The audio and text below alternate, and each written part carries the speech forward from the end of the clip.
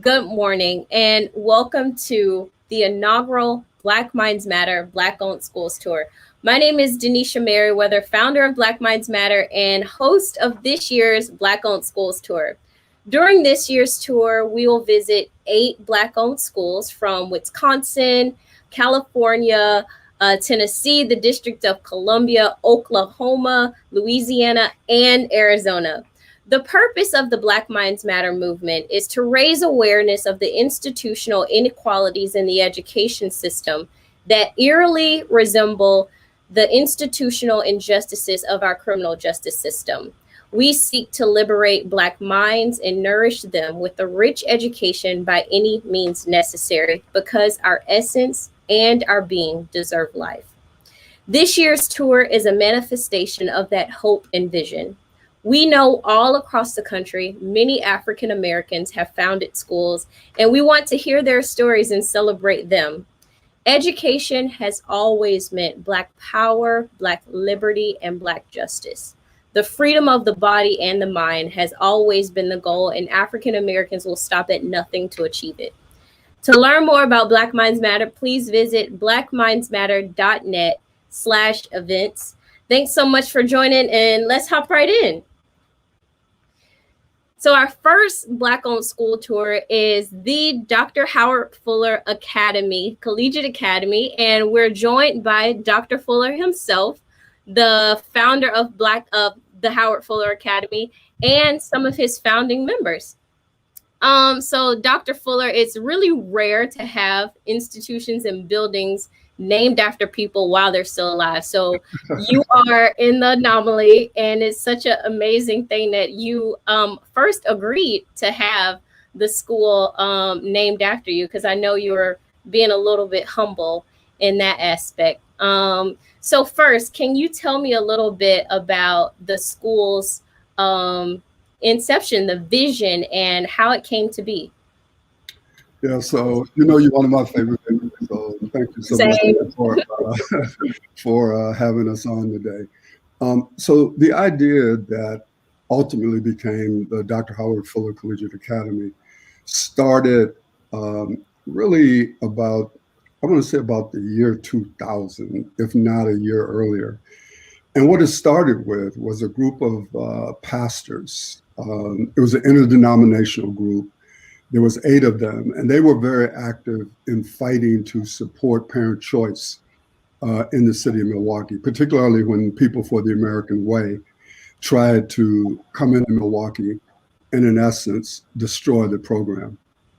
And so as I built relationships with these pastors over time, a couple of them had elementary schools. I remember at least one, Reverend McVicker had elementary school.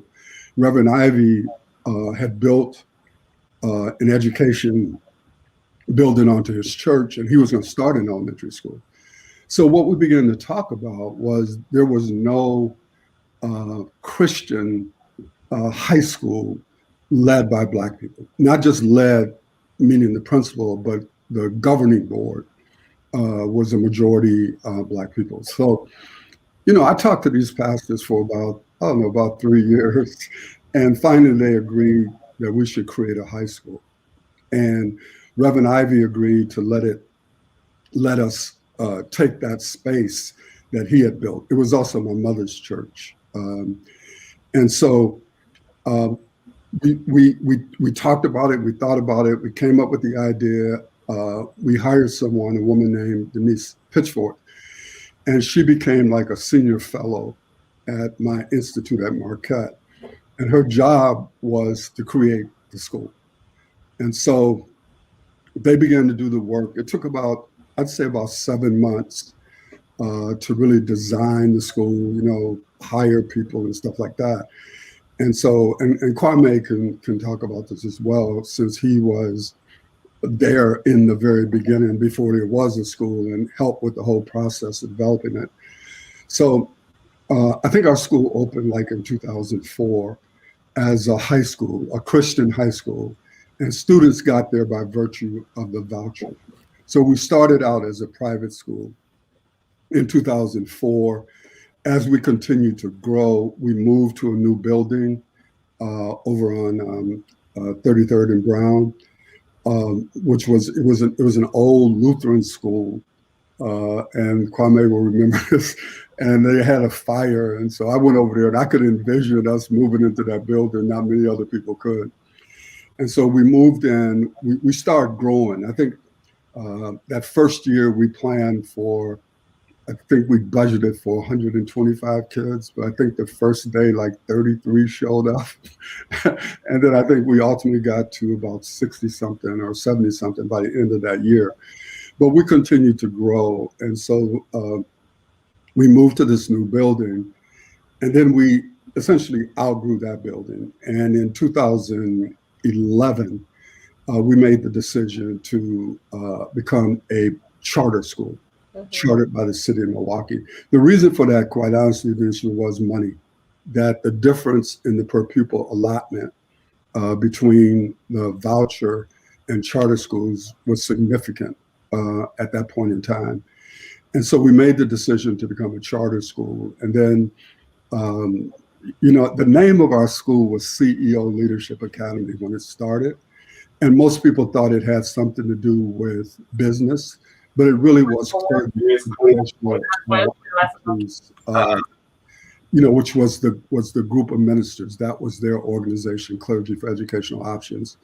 And so then when we became a charter school, we kept CEO, but we called it Commitment, Excellence, and Opportunity, because we had to get rid of everything that was religious when we became a charter school.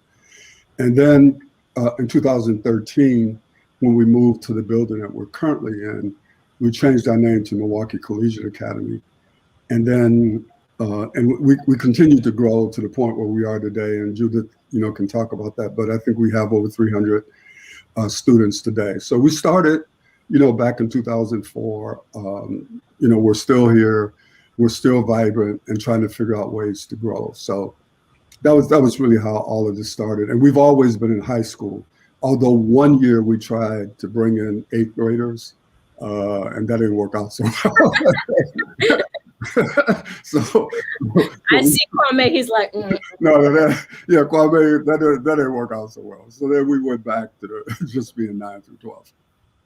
And while we were CEO Leadership Academy, the esteemed Mark Ellison, who was on this call, who I love dearly, remember him when he was in the 9th grade and came into CEO Leadership Academy.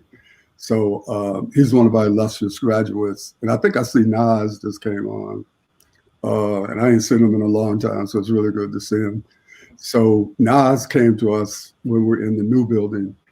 I think, I don't know if Nas was I don't know if it was Milwaukee Collegiate Academy when he came in. I'm pretty sure. So, but he can explain all that. So I don't want to keep going, but that's sort of. Let's go around because we have, so you've included some dynamic people in your founders panel to talk about from the inception up until now, the goals, the hopes, the visions of Milwaukee Collegiate. That's the old name. You guys went through a lot of name changes. Just 3. Howard Fuller Collegiate Academy. And so let's do it around the horn. Let's do introductions. Judith, let's start with you. For sure. I'm Judith Parker. I'm the principal. I've been the principal since 2015-16 school year. Inherited the position from Rashida Evans, who left the place in a really good place. I'm sitting in the middle of the Commons, so I hope you enjoy the view. Awesome. Kwame? Good morning. My name is Kwame Green. I'm the Director of Programs and Impact. I'm a founding member, as Doc stated. So I was here before there were any kids. Throughout my tenure here, I have held various positions from being the English department to being an English teacher, teaching all levels, Dean of Students for 2 years, went back in the classroom to head the English department. And for the last 2 years, I've been the Director of Programs and Impact. Awesome. Samantha? Good morning, everybody. My name is Samantha Muse, and I am the Director of Counseling and Alumni Engagement. I have been with the school since the 2007-8 school year, so not a founding member. However, I have been in all 3 buildings and all 3 names. So Awesome. I'm happy to be here today. Awesome. And Mark? Good morning, everybody. My name is Mark Ellison Jr. I am a 2010 graduate of CEO Leadership Academy. I was the second set of students that CEO had at the time, walking through those doors in 2006 as a scrawny little kid. But to have been going on 11 years post high school and still be a part of something great, as such as the Dr. Howard Fuller Collegiate Academy. I actually sat on the phone call to change every name thus far. So just being a part of the legacy, still being passionate about the high school, it is my foundation. It is my home. And so this is why I do it. It's because this high school changed my life for sure. Amazing.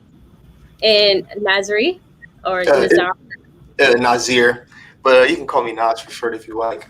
But like I said, my name is Nazir Ali Powles. I'm the graduating class from 2020, so we just graduated just last year. First class to graduate with a new name.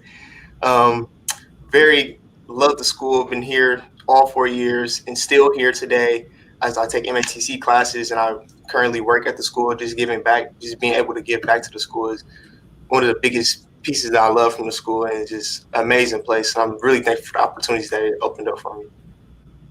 And so are you at the school right now? Yes, currently, yes. Okay, tell us where you are, because that looks really cool in your background. Where are you? Right now, this is the Fishbowl. This is kind of like the Technology Ambassador office.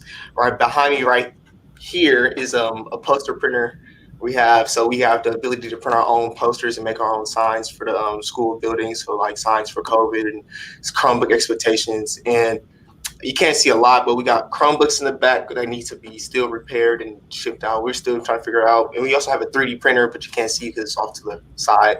But it's very technological, very room filled with technology. We have 3 Macs, a television, just an environment to where we can create in a creative environment. It's a very creative environment. Amazing. So let's just go around the horn because it's really cool that I went to a Black-owned school, which I thought it was the norm until I started learning more about the issue and figure, oh wait, that's not the norm. You just assume that people have the same experience like you, but they don't. So what were your hopes for students coming in, and why was it important for each one of you to get involved in implementing and starting a school and then moving it forward? So like the hopes and the visions for each iteration of Howard Fuller Collegiate Academy. So who do you want to start? You want me to start? So yeah, so it's pretty simple, right? Judith and I and Sam and Kwame and all of us have talked about this for a long time. I think when you create a school that is governed by Black people and led by Black people, but accepts all people who want to support our mission, you have a special responsibility to those children. And I know that when they decided to name the school after me, the one thing that I said to everybody was that if you don't love these kids, that's I want a place that loves these kids, right? And if y'all quit loving these kids and I'm gone, I'm gonna come back and I'm gonna haunt you. Oh Lord! No, I mean that's just so important to me. But as Judith knows, there's really 3 things that you need to see if you're gonna have a really great school, whether it's Black control or whoever controls it, right? But the first thing is that when students walk into that building, they need to walk into a place where they feel like they belong there. That this is their place. This is a place for them. The second thing is that they got to have some degree of autonomy. I mean, I hate these schools where people can't work with our kids, so they try to control them. Yeah. And they try to put them in a stilted environment. Our school is not like that. I mean, it was never like that. I mean, from the day when we had praise and worship every day when we were CO Leadership Academy, to like Nas, when you come into the lunchroom at our school, it's like lit. I mean, this idea, for example, that you could have a school where people are supposed to be quiet at lunch. I don't know who the hell came up with these stupid ideas, but you have to, students have to feel some sense of autonomy, that they got something to do with what it is that is going on there. And then the third thing is that they need to leave there with a level of competence, right? To be able to read, write, think, analyze, and compute. And we want to see our graduates be able to make their way in the world like Mark is doing and like Nas is going to do. And so in order to create a school that does that, you have to have those three elements present. And that was something that we always wanted to have at our school. Yeah. And so Kwame, you were in from the beginning. So what about you? Why did you tap on or tag along to Howard's vision? And was that something that you've always wanted to do? Start your own school, be a part of that? Well, education was my second career. I had come off of another career, gotten into education, and found out about the opportunity to interview for this school that was opening. It was a new school. I had an interest in education, so I said, well, let me see what this is about. And when I went, the interview process was unlike any other I'd ever been in.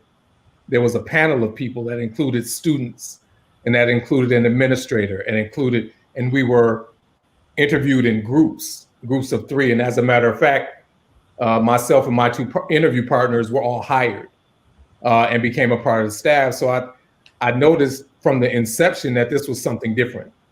Denise Pitchford was the school leader at that time, and just hearing her ideas about what a school could be and this mission that we had to send our kids to and through college, it hooked me and it got me on board. And so with each step, from going out and recruiting kids to putting lockers and desks in the building, like being there from the ground up and seeing it grow from each step has inspired me along each step of the way, right? To grab on and to hold on. And in addition to our mission of sending kids to and through college, I also had a personal mission of just seeing Black kids succeed and seeing them develop as critical thinkers who are able to move along in this world and to make a change in this world. Yeah, I follow you guys on social media, and I must say you guys have really great graphics, videos. All of the content that's on the social media pages are like none of that I've seen from schools, and so that's aside from like being Black owned. But can you talk to me, who's running all of your social media pages? Who's doing all that? Nas, do you want to talk a little bit about Mr. Atwell and what his vision of the tech ambassadors and the school's communications plan has been? Yes. So Mr. Atwell is the head of the Technology Ambassador program, and the Technology Ambassadors run the video recording of all the school roof projects. So in some type of way, every video that was posted up to our page and social media sites was from the result of a student either having an idea or even being a part of the video or even recording the video or somehow having some type of connection to the video. Students are always a part of the video. And technology, in the future for technology ambassadors, we want technology ambassadors are problem solvers and critical thinkers who help out with teachers and students, regardless, whatever the problem is, technology related or not. And I'm sorry. And I wish we had, I want to show a video. It was a video and I wanted to be shown, but I was really in charge of the technology ambassador program, and students really lead the videos, and he just really just the outlet to post them almost. So the students of the technology ambassadors program, they're the ones developing all of that social media content? Like, we come up with all the ideas and all of the steps and the processes, and Atwell is just like a guide to help us put everything together, put it in one spot and get it out in the most effective way possible, in the best ways possible, in the most what's the word I'm looking for? Most enjoyable way. That's what Yeah. Well, I need to contract with you guys to post some stuff for Black Minds Matter, because Definitely. he's like, yes, you do. Okay, let's hear from Mark and Samantha and some of the other guys. Let's so tell me, like, it's this Black founded school. Is that yeah, and the school is doing great. Just talk to me about why you guys are a part and how it's going and your hopes for students.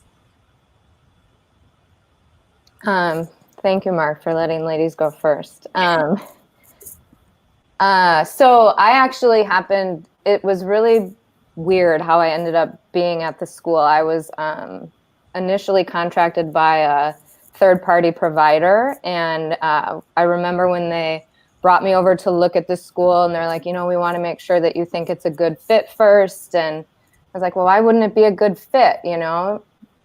So I went, and it was like I immediately knew that it was a place that I wanted to be. And I might be one of our emotional ones, but it is a really special place. And the reason for that is because of one of the things that Dr. Fuller said is one of the most important, or his most important criteria, is that we love our students. And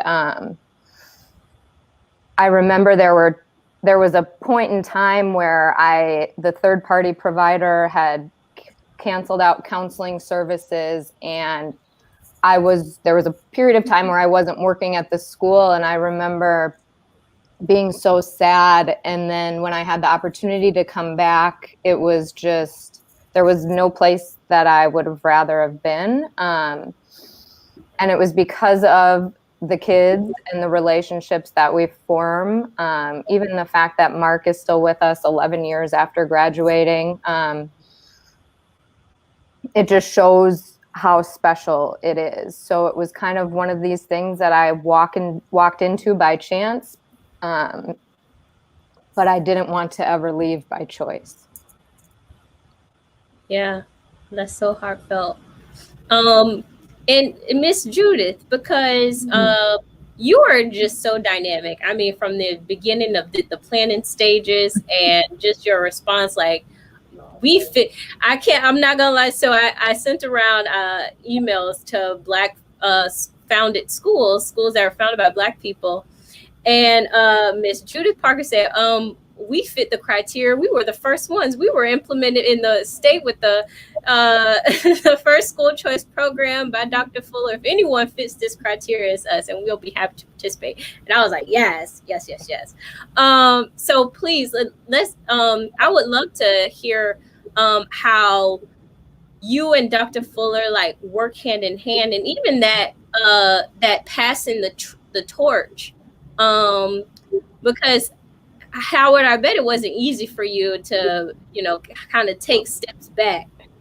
It's actually it was easy. I mean, you know what I'm saying to this? I mean, I have to be truthful. I mean, I love this school. I'm never going to step back, like leave until they take me out of here. But, like with people like Michelle Nettles, the new chair of our board, people like Judith, and, all the folks at the school, like Kwame, Sam, all people who I love, I know that, they're gonna keep this thing moving. But I hope the next year we give Mark a chance to talk about like why he came to the school way back in the day, and what has kept him connected to us. I think he's having some some internet problems. Yeah, he's down in Texas, by the way. Can y'all hear me? Mm-hmm. Yeah, we can hear you now. Yeah. Hello? Yeah, we can hear you. Okay, yeah, we just had a power glitch, so as y'all can see, it's dark behind me now.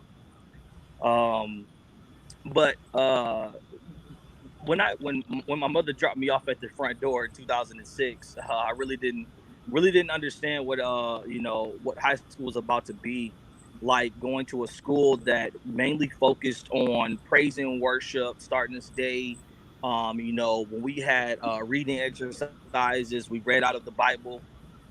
We challenged each other having camp sessions, as a 9th and 10th grader, where we were out in the middle of the woods, creating concepts for ourselves that pushed us to be better.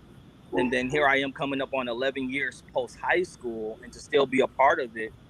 I'm currently a restaurant partner candidate with my company, and so when you talk about, well, why do you continue to talk to these students, and you have 2 degrees and you're post high school, it's because my message speaks to having these kids understand that this high school truly set me up on a path, not just to complete college, but to understand that my journey was a lot further than what college had to offer. So I poured back into the school. I'm one of the founding members for our annual alumni day that happens every December before the students go off on their journeys for the winter break. And that's truly instituted for them to understand that, hey, these students were once in your shoes just a year ago or 10 years ago, and then they're back to tell their stories. And so me, coming up on 11 years removed, my story is, hey, I went to school, I got 2 degrees, but now I'm well inside my career. You can do it too. It doesn't always have to be the path uncharted, because a lot of us have charted a really good path for these students to follow. So I pour it back because I absolutely love and understand what HFCA stands for, and over the years what CEO and MCA have stood for well. And that's that one message is, we're capable of transforming students' worlds by sending them to and through college, and that's one of the most beautiful things about our system. Yeah, that's awesome. And it must, like, I'm thinking about my own experience, because I graduated, like I said, from a Black-owned school like you, Mark, and how you you graduated this year. So you said, Nazir, you're the first of the renaming.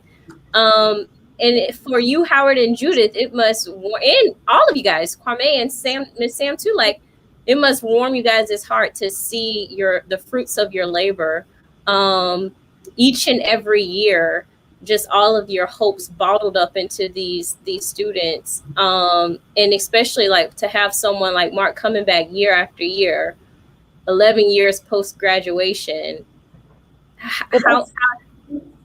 That's what makes it feel so much like a family. You asked before about like how hard it was. It wasn't at all. Like, if you were raised in a Black family, like, this is what it feels like. It's high expectations. Mama don't mess around. Daddy better not catch you doing that, because somebody's going to sit you down and tell you about yourself. But we're going to love on you and get you on the right path. And then, the cousins and the brothers and sisters are going to come back and take care of you, just like our alumni do. It's really, that's what it feels like. And I think that's why there are so many mothers that drop their children off at the front and say, this is the school you're going to, because this is an extension of what I believe and how I want you to be raised and how I want you to be educated. And that's so important, a part of the choice program. So yeah, and it actually, like, I'm incredibly proud to be a part of this. And when I met all of the alumni, I was like overwhelmed. It's incredible. All of the success stories within our alumni network, and the fact that they are so generously coming back and giving back to our scholars and our community. That is what the alumni make the difference in our high school. You don't see alumni holding on and pouring into people this way at the high school level. You just don't. Yeah. And I wanted to add one more thing too, is not only did my mom drop me off at the door, but the staff picked me up. So, like, Mr. Green, like, that's my dad. Like, my dad is my biological father, is a very distant person, but here it is post high school, and I got a text message from him yesterday saying, hey son, how you doing? I heard what's going on. Again, post 11 years post high school, you just don't have people on a daily basis that do that. Miss Sam, she called me, she FaceTimed me, she texted on me. She's like, yo, what's going on down there? So it's crazy, not only being dropped off at the door, but then getting picked up by some strangers who have made me family over the last 15 years. And that's one of the most warming parts is, like I said, Pop Green, that's Pop. Like, I don't know anything else. For the longest time, I didn't even know what his first name was. I just knew that was Pop. So it's, again, 15 years later, they're still pouring into me, and again, they're checking on my family, sending me anything that I need. And again, that's a high school. This isn't college. It's high school. So it's different. The love is different. It's genuine. Yeah, like Sam said, it's a very special place. And like, we are Mark's only connection to the city of Milwaukee. He comes back for Alumni Day. He comes back to see us. We are his family in Milwaukee, and that just speaks to, and he's not the only one. And that speaks to the legacy that Doc has started and we have developed and carried on over the years. It's not just a place where you're going to get a quality education. It's not just a place where you're going to learn to think. It's a place where you learn, where you will grow as a person and where you'll be loved. Mm-hmm. Like we go hard for our kids. We always have. Yeah. And do you find that is it because I'm sure you guys have taught in other education establishments, and so by being Black owned, is it a difference? Is there a different flavor to this Black owned schools? So I come from a very large district in another city, and it's 100% different. One of the benefits of who we are is that we get to learn our students, our scholars year after year, and we're able to adjust curriculum or adjust programming however we need in order to meet their needs. So that's the first thing. And that's just, technically speaking, it's the biggest difference between our small school and a larger school or district. The other thing is the way we hire. We're able to hire for people who are built to do this type of work in this kind of way. And having that autonomy to be able to choose people who stand with us in the mission already in other parts of their lives and now want to bring it to bear in a classroom and in mentoring groups. That's what makes the difference. Judith, it might be good if you could talk about, I saw a question that came across, like what other than loving the kids, what other things do you do that, helps us be successful? But I think it would also be good, particularly in this time, to talk about the challenges that we're facing, as a school during this pandemic. Sure. I want to start with what do we do differently? So I'm going to give you an example of what I was talking about before. Every student here has a mentor. I think I'm going to hit two questions at once. We have about 37 staff members right now, and 35 of them are serving as mentors to 10 students. So we check in every week, we monitor grades, we advise and counsel, and that is the expectation across the board. There are things that we all do, and then there's some things that we get to do differently as mentors. So that makes a difference. Recently, one of our mentors was noticing that one of our sophomores was doing really well in all of her classes, despite us being 100% virtual, leaps and bounds, just doing great things. And he approached me and said, hey, can she get started on her junior assignments? And I'm like, why would she do that? Why wouldn't she just go into early college? And so we were able to evaluate her and get her lined up. And now she's a college student. So in addition to her high school classes, she's taking college courses. And I think that is part of the success. We're not just loving on them to love on them. We're loving on them to learn what they need and then to connect them to the opportunities that are going to be transformative. So there's a purpose behind the relationship. And so what about that different flavor or from being Black owned? Do you think that makes a difference? Because you went from a private Christian school receiving a voucher to get students in, and then to a charter school. And both of those types of schools are in the minority when it comes to being Black owned. And they're in the policy world, there's some, there's some debate and some conversation and discussion around getting more funding into minority-led schools in that aspect. Do you guys feel like you guys are in the more schools should exist like yours, and more Black leaders should implement schools and have schools? I honestly think that there needs to be more people of color in education, period. In classrooms, as paraprofessionals, as counselors, as directors of school, as board members. I think too much of our Black talent is not brought back into education for lots of reasons. But now more than ever, we need that talent, we need that heart here. I think in terms of our school, what has made the difference, it's Dr. Fuller's affiliation with the school gives us so, I know coming from a different city, gives so much credibility. I hear from parents, oh, that's Dr. Fuller's school. Oh, that's Dr. Fuller's school. So with that comes an understanding of what you're going to get because of the legacy that he's established around what he wants for kids, what he demands from educators for students. I don't know if anybody wants to jump off on what I just talked about. I know for me, when I was in Florida, it was crazy. Something I went to school at Bethune-Cookman in Daytona Beach, and Doc was doing a symposium in New Orleans, and I remember I was watching them on the screen, and there was a guy who played football at Rutgers, and then he transferred to Bethune-Cookman. And it's funny because I'm watching Doc at the symposium, and he's like, "Oh, you know who Dr. Fuller is?" And I'm like, "Yeah, I kind of went to a school." And so he's like, "Oh man, he's big in education." Mind you, this is like 2011, 2012. So when I sit and I talk to people about the charted path of Dr. Fuller, just reading or just talking about the legacy that we're a part of is very special. It's like those students that come from Thurgood Marshall or like the Bethune-Cookman University and where I went, and the legacy that's behind her name. And we still have people that are descendants of her that come back and talk about being a part of when Dr. Bethune walked the grounds.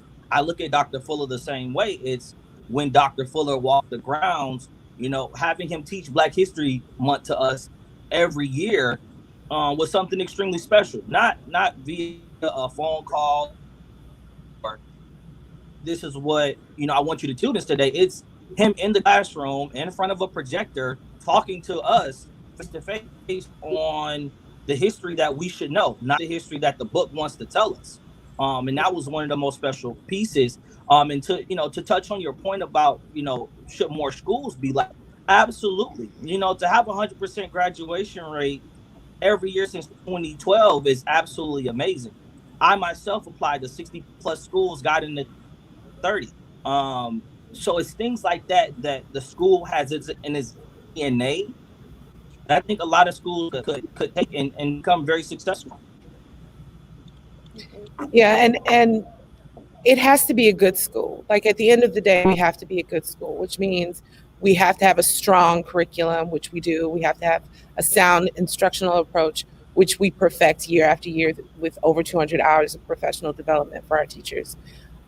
It's incredibly important that we read the room and see where students need things, how they're going to survive after high school. Are they going to go to college? What college are they going to go to? What needs aren't being met through our current program, and then making those adjustments to make sure that they graduate college ready. So those are things like it's there's a lot that goes into it, and it's all about continuous improvement. So absolutely, like Mark said, there should be 100%. There should be more schools like ours, and like some of the schools that you're going to explore through this tour. Mm-hmm. And what I hear you saying, Judith, is it's not enough to just be Black owned. You actually have to be good. That's right. What you're saying. Yeah, Denisha, I wanted to come back though and speak to that question in a little bit broader framework. As you know, like I helped start a group called the Freedom Coalition for Charter Schools, and what we were engaged in was pushing back at the Democratic candidates who were opposing charter schools. And what we were talking about was this issue of self-determination. So ever since Black people came out of slavery, we've been struggling to figure out how do we become free. So we were liberated, but not free. And we saw that the pathway to freedom was education. And so when you look at the history of Black people in this country, this struggle for an education, we've gone on so many different paths. But what's really clear is we're never going to be well served if there's only one option for our students and for our community. So it's about, when you ask the question, why should these schools exist? It's about a couple of things. It's about the right of self-determination, the right of a people to determine what institutions will work best for their children and their community. We have a right as a people to make that determination. The second thing is that a community is strong only when it can create and sustain strong institutions. And Black-led institutions have been a critical part of the development of this country. I mean, one of the ironies that I feel all the time is you have people who, if it wasn't for Fayetteville State, if it wasn't for Elizabeth City, if it wasn't for NCC, if it wasn't for Spelman, if it wasn't for Morehouse, if it wasn't for Bethune, they wouldn't even exist. And they're out here now talking about, oh no, we shouldn't have Black-led institutions because of segregation.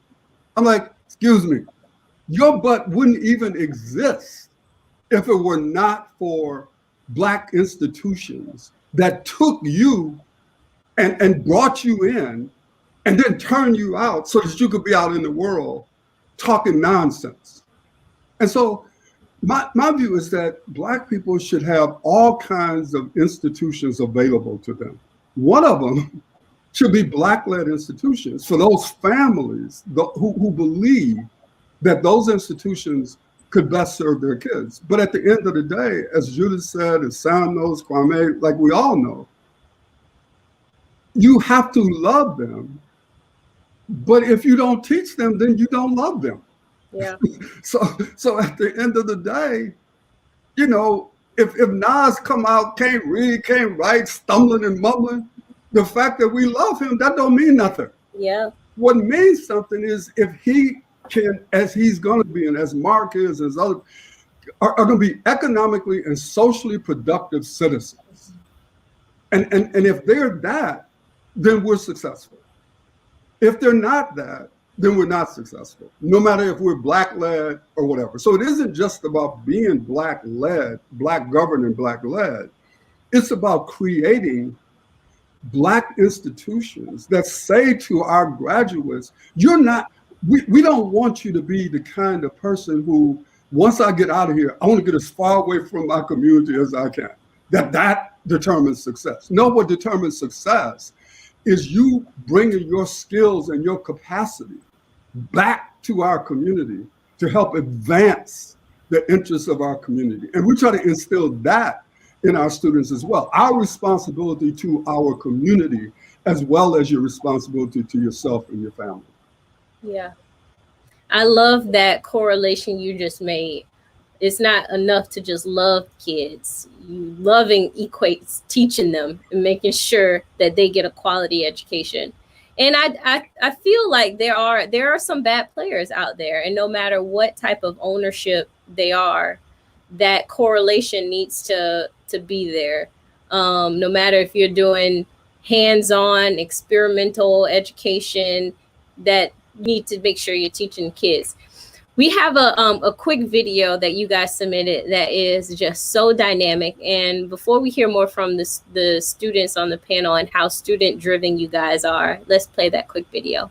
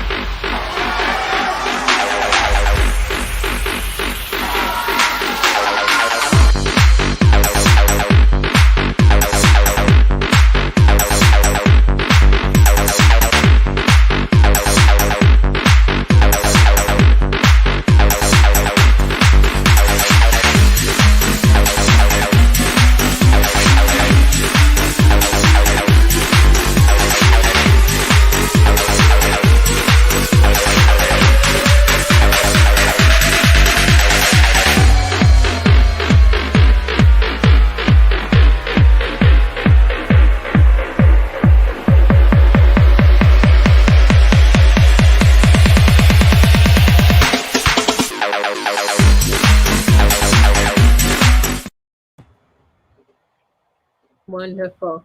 So, Mark and Nazir, you guys are the dynamic students that are on Spotlight today. So you guys should feel truly honored. And like I said before, you guys are the embodiment of all of their hopes and dreams, passions, desires. So no pressure. So and it is kind of cool to have, you know, Mark 11 years post high school graduation, and Nazir, you're fresh, you know, off the boat, so to say. And so I'll just start this, change it up a bit. Mark, what advice would you give to Nazir? You've been back in the school and for since you graduated in 2010. What advice would you give to Nazir moving forward as he enters into the world? One of the biggest things is going to be influence. And so I say influence because, well, first, as I call you guys the microwave generation. So you guys, you press the thing, you can press a button and it's done in 30 seconds, right? And it's not like that at all. I myself, you know, thought coming out of school that it would be everything that they told me. Oh, nobody's gonna wake you up, or nobody's gonna, you know, make you do it. I thought, oh, fool, somebody will. And it's not gonna happen. So my biggest and one of the biggest pieces that I give you when you're out is influence. Watch what you influence, who you influence, and who influences you. That's going to determine a lot on your charted path. And that's one of the biggest key takeaways for me is going to be influence. I'm very appreciative of that one, just because I've never had anyone explain and say influence was one of the things I should really watch for as I go out into the world. So I really like the idea of that, and it's really opened my eyes now to watch what I do as well, and as well as people who influence me.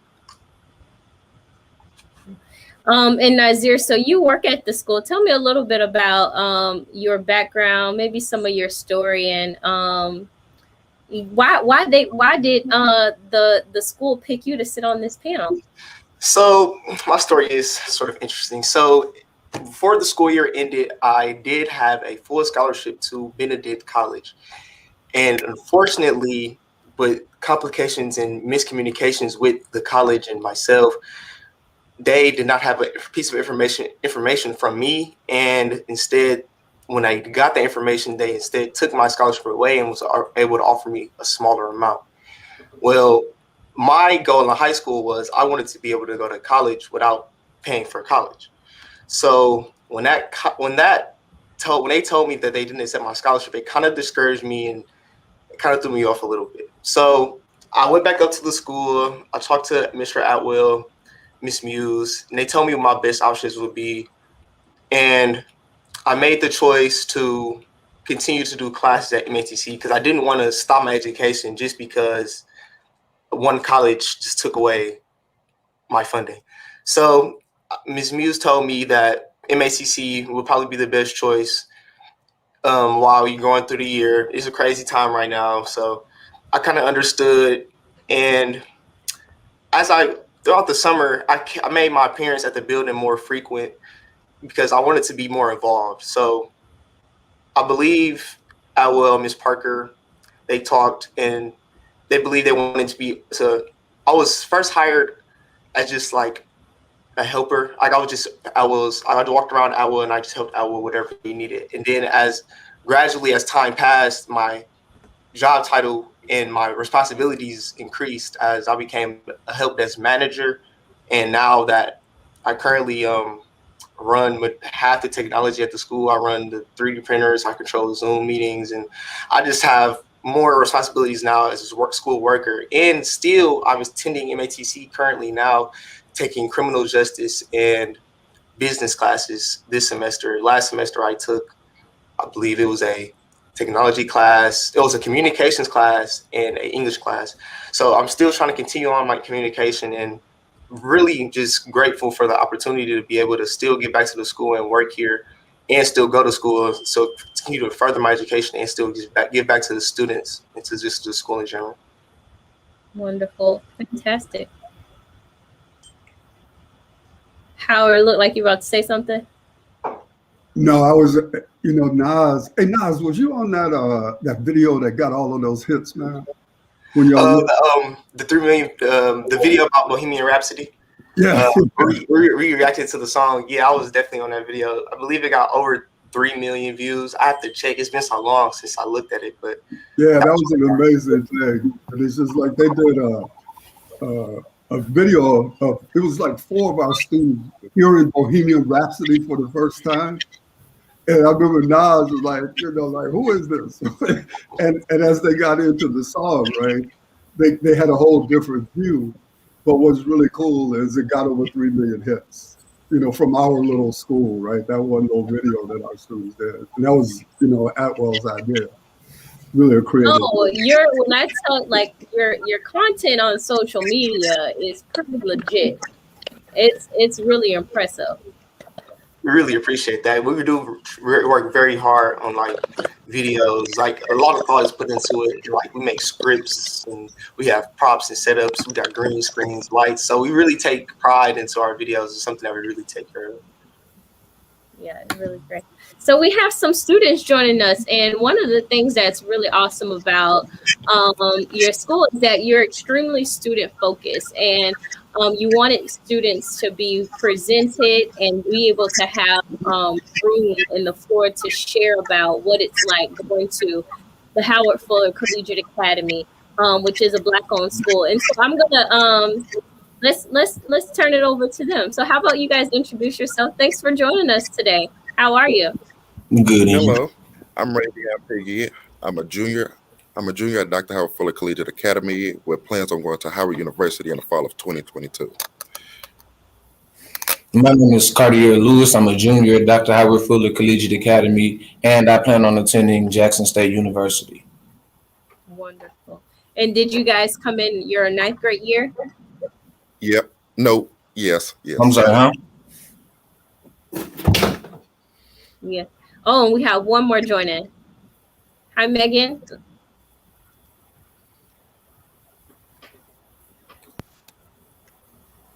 Megan, you're on mute. Hi. You can hear me now, yes?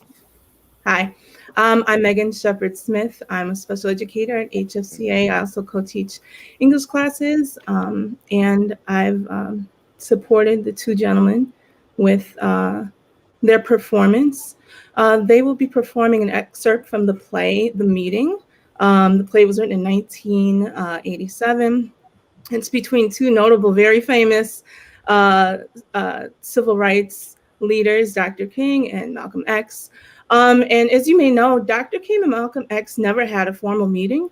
They only met momentarily in 1964, and less than a year later, on February 21st, Malcolm X was assassinated. So the play is actually, just to frame it a bit, the imaginary meeting that may have happened in 1965 had Malcolm X, and then shortly after, MLK not met their untimely death. So go ahead and take it away, Cartier and Ravion. Okay. So,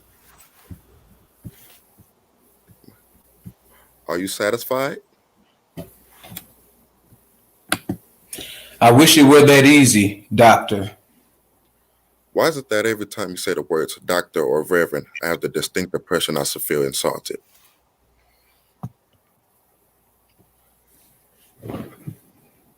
I imagine it's my street accent. Having not had the advantage of a university training, my words sometimes may appear too harsh. You're being too modest, Malcolm. It's doubtful that Harvard invites someone to lecture who has difficulty being understood. They didn't invite me there to lecture. They brought me there to be embarrassed. But then I don't embarrass easily. See, I believe that there were an ample number of Negroes there who might have had such an excuse for the occasion. But then again, I don't embarrass that easily. Now, do I, Doctor? Do you see me as that kind of Negro? No, but I do see you as being used by white folks, whether you intend to be or not.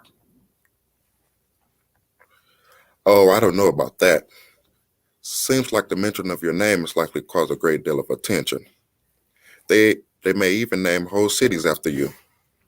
You got the award, Martin. Yes, on behalf of all of us, people everywhere who fought against injustice. White people gave you the award, Martin. Doesn't it worry you just a little bit that the people who are doing most of the oppressing are the ones giving out all the awards? The award was for peace, Malcolm. No, doctor. The award was for getting beating and not fighting back. I didn't expect acceptance from you. Malcolm, a little understanding would be sufficient. You want me to understand how a black man would ask his people to be the first, last, and only ones to bleed? To give their precious blood, let it spill to the pavements of these cities or sink to the soil of this nation? The nation we helped build? You want me to understand that? Oh, did it ever occur to you that perhaps you're more responsible for the blood of our people flowing than I? That your speeches are unwittingly causing violence? No, not once, not ever. Aggression in the name of self-defense is not violence, it's honor. We have to begin to think for ourselves, to do for ourselves, not let the man shape our values for us. Because he's got some tricky logic. He'll make us think that defending our families is wrong, that defending our communities is violence. When the music is tango, you tango. Simple as that. If they don't want us to tango, they'll stop playing the music. Don't you think we made any progress, Malcolm? Progress? Martin, you got some concessions because I was the alternative. They threw some legislation, some money, and some cracker control programs your way in hopes that nonviolence would win out. Except we were the ones to remain nonviolent. If they kill me first, you'll have nothing. If they kill you first, they can't let me live. They'll make you into a martyr, Martin. They'll hold your nonviolent methods up to the world as a testament to your courage. If they hold it up long enough, people won't even notice the contradiction. You were killed while preaching it. We can't learn anything from martyrs anymore, Martin. Jesus was a martyr. 2,000 years ago, it was possible to die and not kill a movement. Today, it's brought to you in living color, flashed across the big screen and the small screen, all with the same clear and unrelenting message. When you lead, you die. When you lead, you die. How long will we continue to teach that to our children? Malcolm, I have no martyr complex. I want to live a long life. I want to see my children grow up. I want to do all the things a father is supposed to do. But if I have to die so that my children don't face a spiritual death, so that this country is forced to confront its own injustice, then I'll do that. Jesus gave this moment a spirit 2,000 years ago. Gandhi gave it a method. Today, Black people in this nation will forge that spirit with that method and create a weapon of love.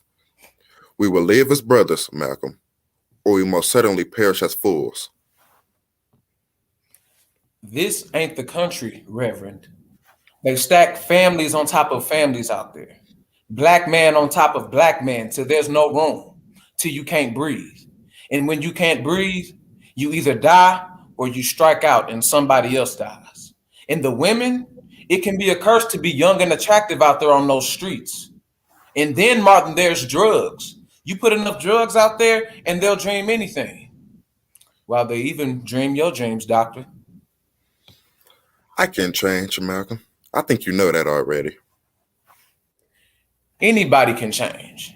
The girl in the street changed 3 years ago. 14. I can change. Neither can you.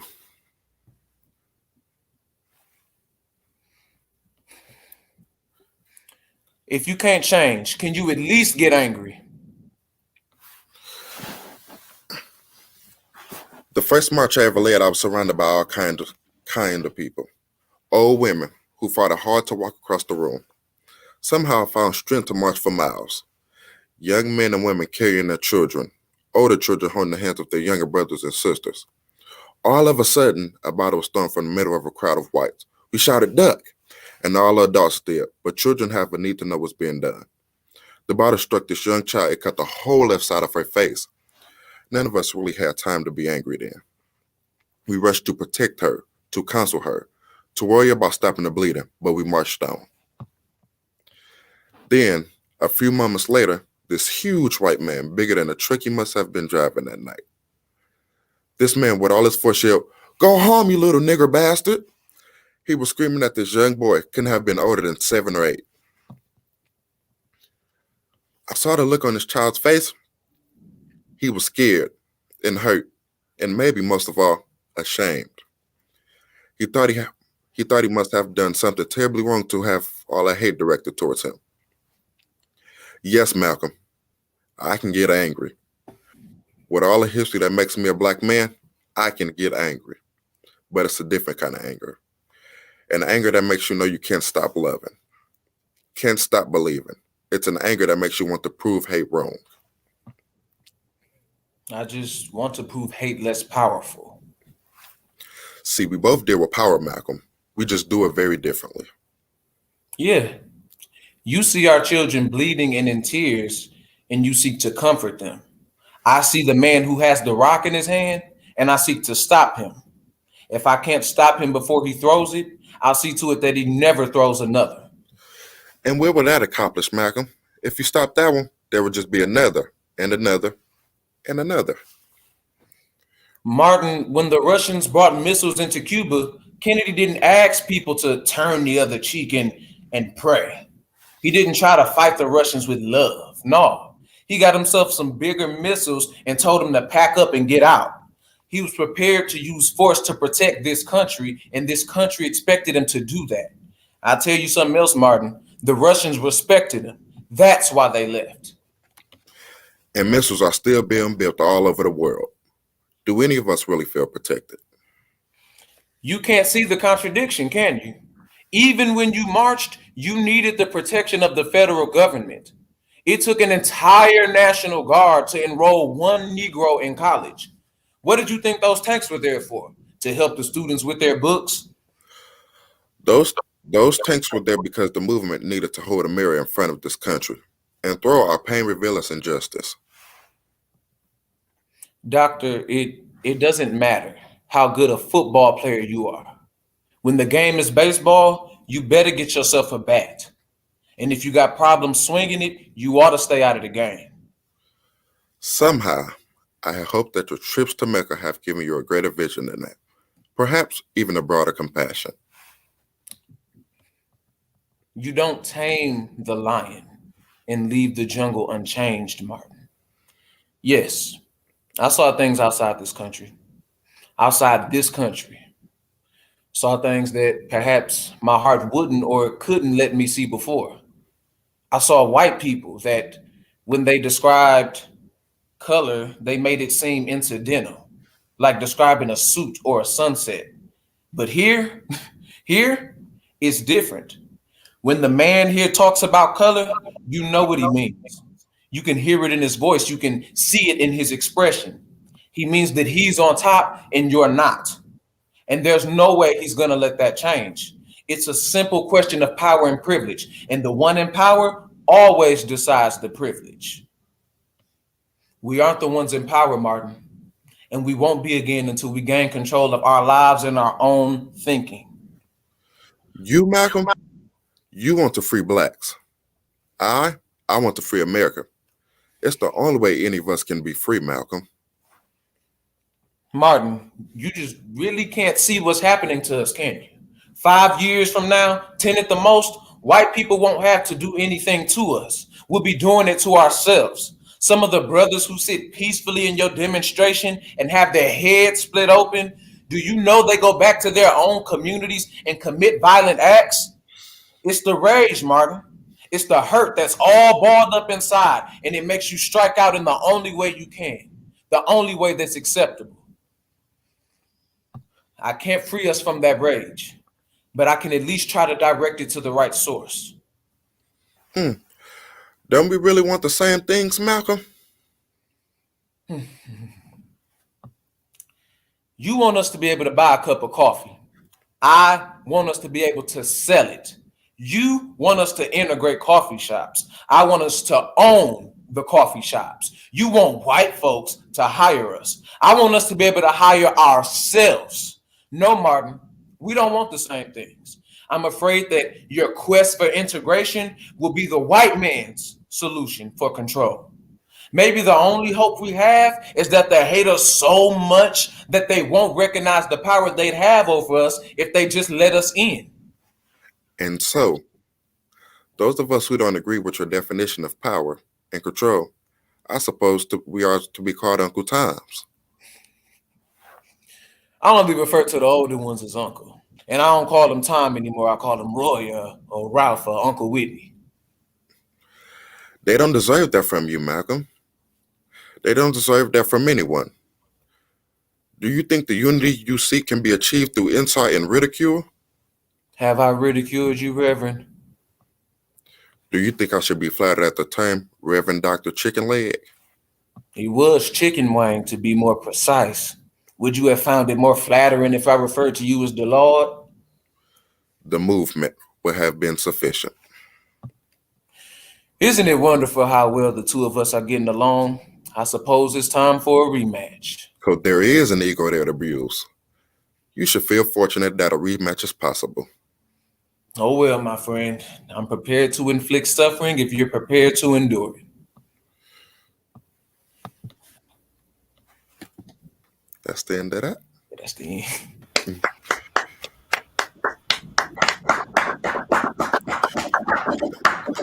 That was fantastic, man. Y'all did great. Thank you. Fantastic. That was just beautiful. So I'm gonna hop off the screen and let you guys talk. Howard, Judith, do you want to facilitate the conversation with the students? We have a limit on how many people can be on screen, and I am willing to excuse myself out. Yeah. Go ahead, Judith. No, yeah. So why don't we have those that joined us introduce themselves and share what you all do at the Dr. Howard Fuller Collegiate Academy?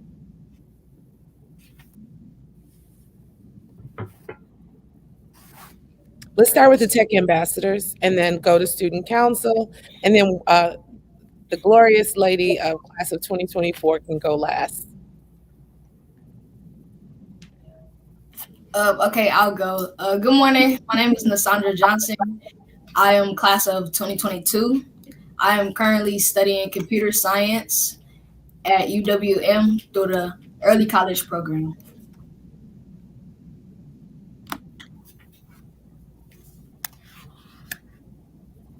London Jack. Oh, I'll go. Hi, my name is London Davis. I am a senior at Howard Fuller, class of 2021. And my first choice college is Marquette University, and my safety is UWM. Yeah.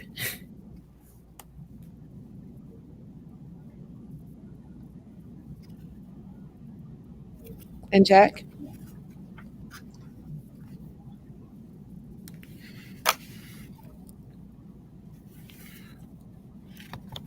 So London and Nasandra, I know that we had a video that the sound is not great, but anyone who wants to see it can go to YouTube and watch all your fantastic videos. Why don't you give us a rundown on what it means to be a tech ambassador and just how it's enhanced your high school experience?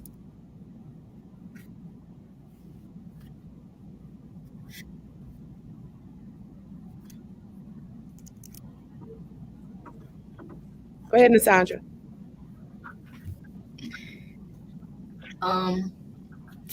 Being a tech ambassador is a great opportunity for the school. It helped me learn a lot of things. It encouraged me to start my early college program with technology. The first semester, I studied informational technology, and that went great. And this semester, I am now studying computer science. Fantastic. I think Jack has a slow connection, and so does Ravion. London, did you want to talk a little bit about your experience as a tech ambassador?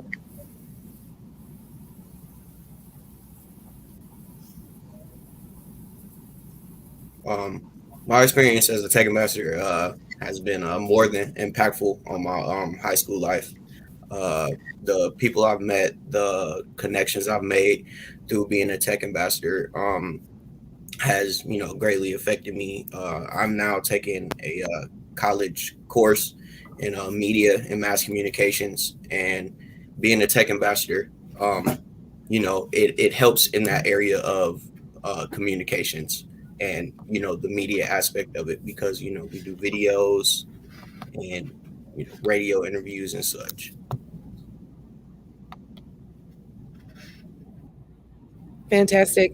London, you want to share what colleges you've been accepted to and all that good stuff? I've been accepted to UW Madison, UW Green Bay, UW Platteville, and Lane College, and I'm still waiting on my answers from other HBCUs such as Howard and Hampton University. Fantastic. All right, Roland, if you could introduce yourself and share what it is that you do here at HFCA, and then we will go to Erin Fears, who will introduce herself and share a very special piece that she wrote as a part of her English class.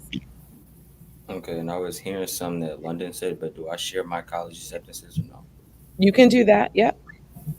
Okay, so my name is Roland Goodman. I'm currently the student body president at Howard Fuller Collegiate Academy. I'm a senior this year, and I'm also in the Gateway program. So I'm doing graphic design, and what else is it? Oh yeah, so I've been accepted to 6 colleges this year. I've been accepted to MyEd with a $60,000 a year scholarship. I've been accepted to UW Milwaukee, MATC, UW Green Bay. Um, there's another one. Oh yeah, in Parkside and Whitewater. Okay. And Erin, we're running out of time, so I want to make sure that we get everyone in here. Erin, and then I want to ask you all a question on as Meriwether has been asking. I want to see what your opinion is on this. But Erin, if you can introduce yourself.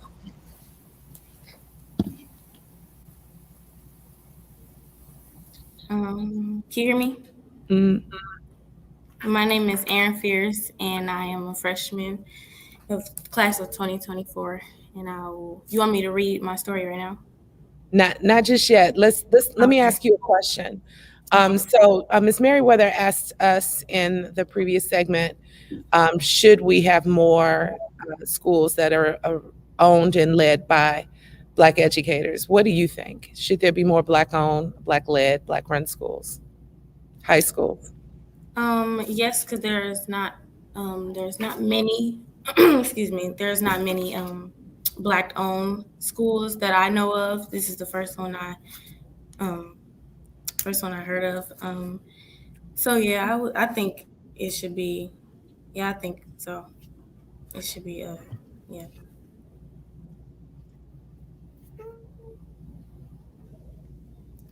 I'll say yes, there should be more Black-owned schools because I just feel like us Black people need to show that we can do more in our community and just in the world.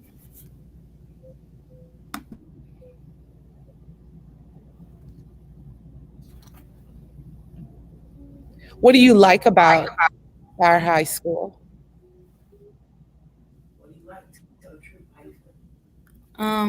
I like that I'm learning from people my color, and I love that the teachers are, they explain in a way that they explain stuff in a way that I can learn from. So I love that part. I love that part in this school.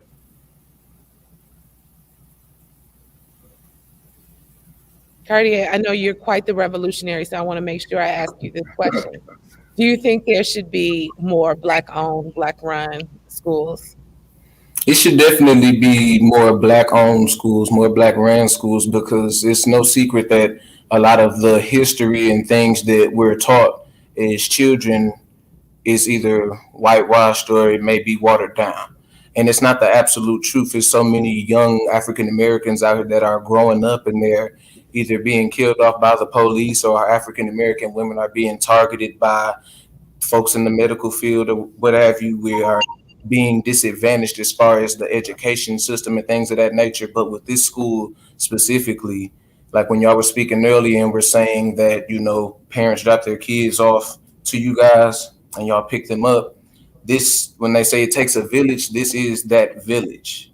It's imperative that we all have the necessary knowledge and resources that we need about where we come from, who we are, you know, what our people went through, not just as far as slavery, but all of the positive things as well.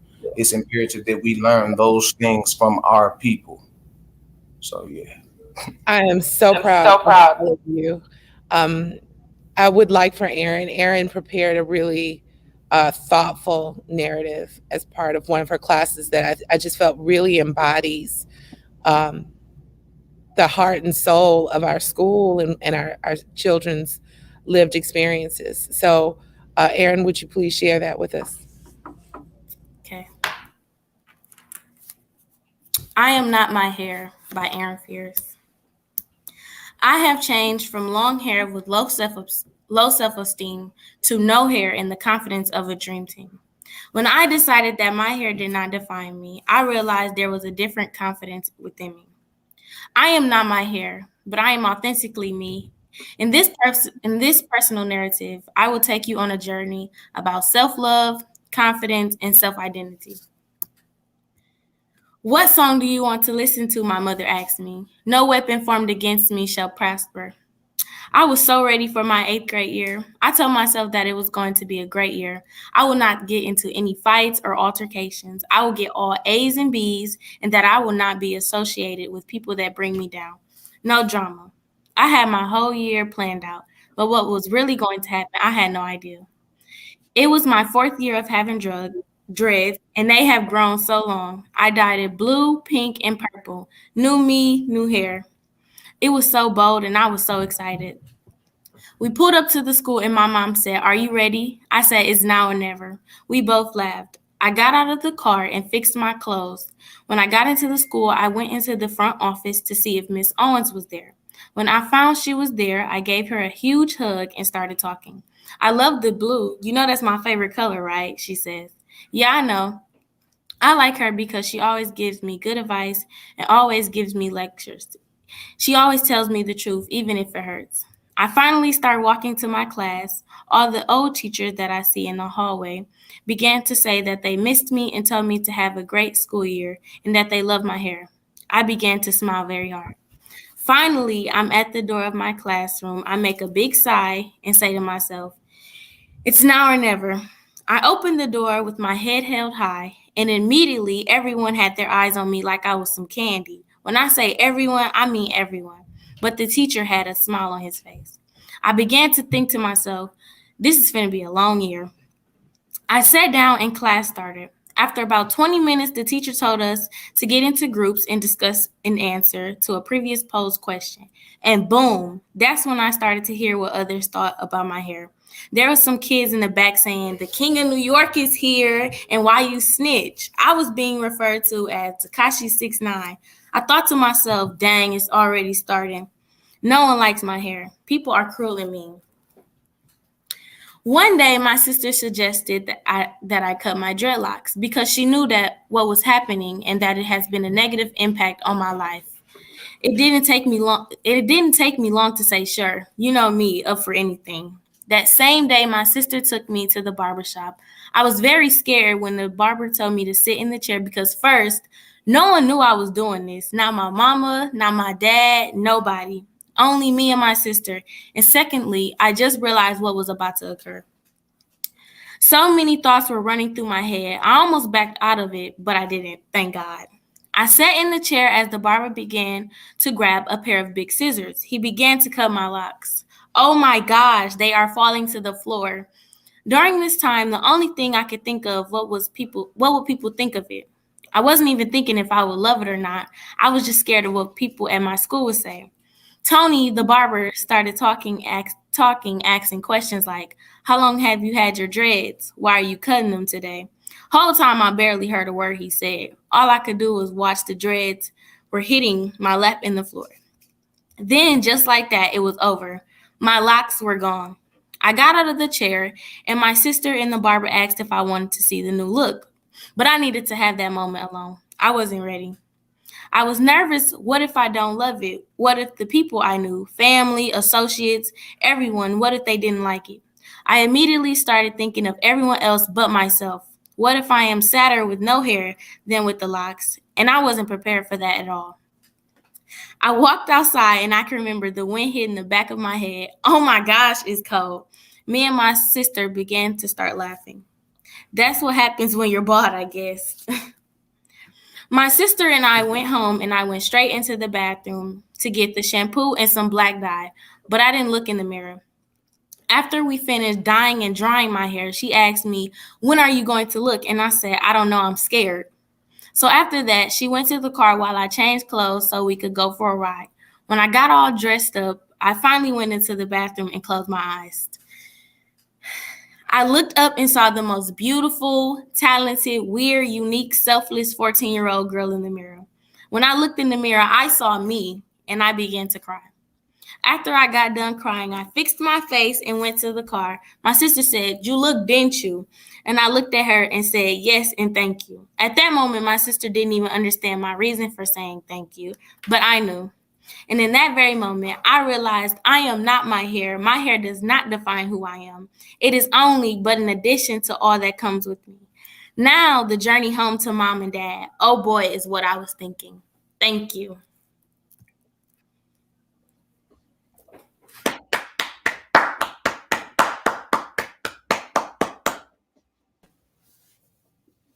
Thank you so much, Erin. This is just like what you've seen here today is an example of what it means to be a school that embraces and loves on children and starts with affirming their identity. Denisha, yes, you're back. Oh, Erin, you almost put me to tears, girl.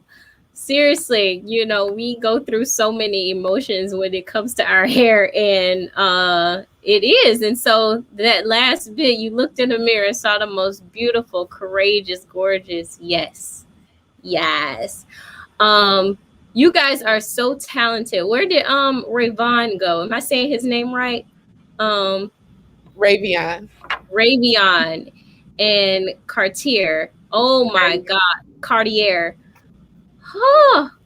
That was remarkable. I'm just sitting back like I'm at the theater, just like a little girl, like just like staring at the screen. Thank you guys. I know it must be so nice, Howard, looking and seeing your students.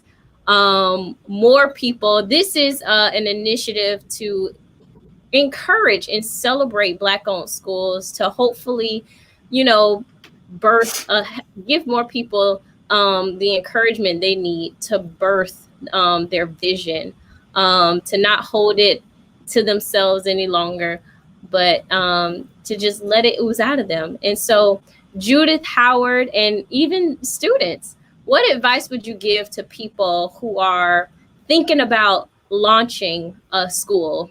And students, what would you have to say to those people who might have the vision, since you guys go to a Black-owned school? And then we'll close out there.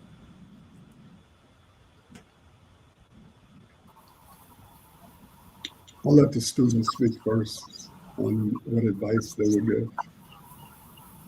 And then Sandra, what advice would you give, Sandra, to people who wanted to start a school? Advice I would give is just do it. Don't be scared. Just do it. Even if it starts so small, it will grow. Just do it. Don't be scared. London, what about you? I would say nothing comes easy. Everything you have to do, you have to grind for. You have to thrive and persevere through. But as long as you have the mindset of it, you can, attain anything.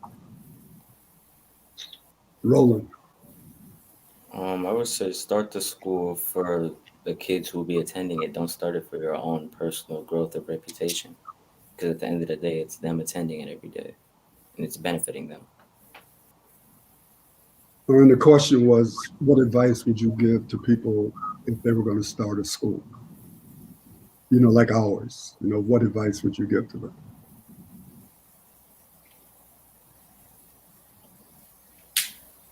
Did you want to respond to it? Oh yeah, I just answered it. No, I was asking her. Because she put up there, what was the question? And so I was just explaining to her what the question was. I would say the kids like me need need Black teachers. I would say that. Cartier, what about you?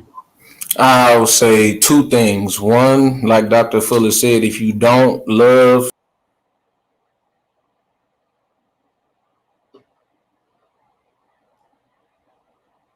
So we lost him.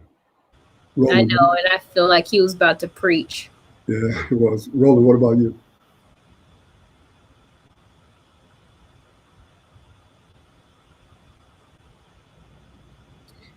Roland, I think you're on mute.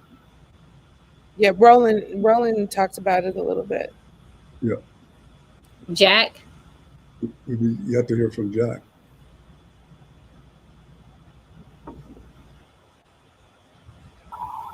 Okay. Y'all hear me? Yeah. You back on. Yeah, that was just mainly it though. Like the things that we normally would see in the curriculum of teaching and things of that nature, don't let that limit you from going a step further of what may not be so normal, but what may be helpful, what may be resourceful, something we could take with us, something that we can use later on in life. Don't let anything limit your education. Mm-hmm. Judith and Howard, for those people wanting to branch out and start something, it's an understatement to say that we need more schools started by Black people. We need more quality schools, good schools that are started by Black people. But what advice would you give them? And it doesn't have to be like even practical, tactical advice. Yeah, I would say talent. You've got to hire really great teachers whose heart are in the work, because they're at the ground level. And I want to shout out Miss Megan Shepard-Smith, Miss Bailey Musselman, Miss Gwen Miner, and Mr. Atwell, who work with our scholars very closely every day and go that extra step and do the extra. So you've got to hire for that. Wonderful.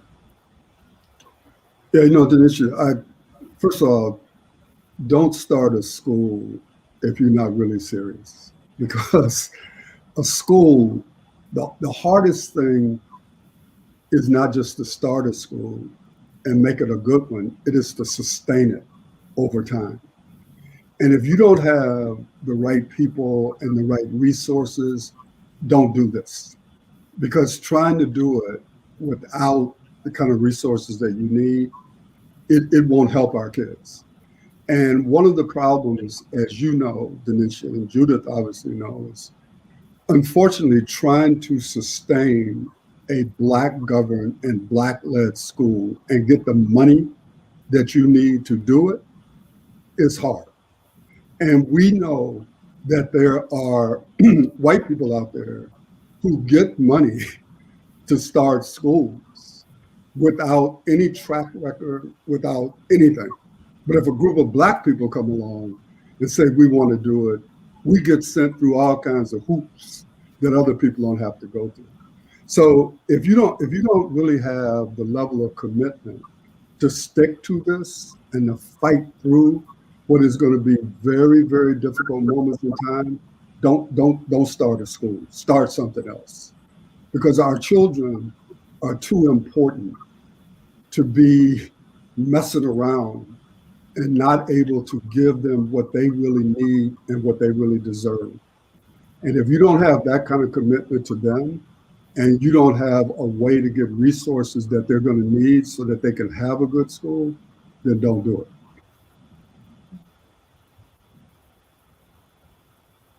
Awesome. Sustainability is essential. Great point, Dr. Fuller. Well, thank you so much. The Howard Fuller Collegiate Academy is our kickoff school for our Black-owned schools tour of the Black Minds Matter movement. You can find more information about Black Minds Matter on our newly very attractive, I must say, website at blackmindsmatter.net. And /events, you will find all the other schools in our school tour. Thank you, Judith. Thank you, Howard. And thank you, the remarkable students. The next school tour will be happening today at 1 p.m. Eastern and 12 Central, and it'll be the Social Justice School in Washington, D.C. This school just launched last year, so we'll be talking to their school founder and one of their students about their initiative and efforts. But again, thank you to Judith. Thank you, students. You guys are so wonderful. And I can't wait till this thing called COVID is over so I can come and spend some time with you guys. I'm going to have to take some lessons from the technology ambassadors to get our social media pages up like you guys is.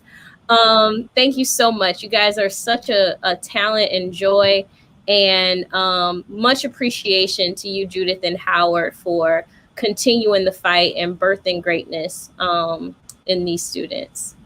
Yeah, thank you, Denisha, for having us on, and you know how proud I am of the work that you continue to do, and you know, just keep doing it. Our students out here need people like you to advance this cause that'll never stop. Yeah. That we have to be committed to for as long as we live, to push for our people and for great young people like we have at our school. Yeah.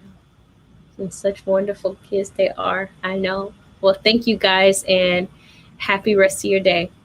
Thank you. Thank you.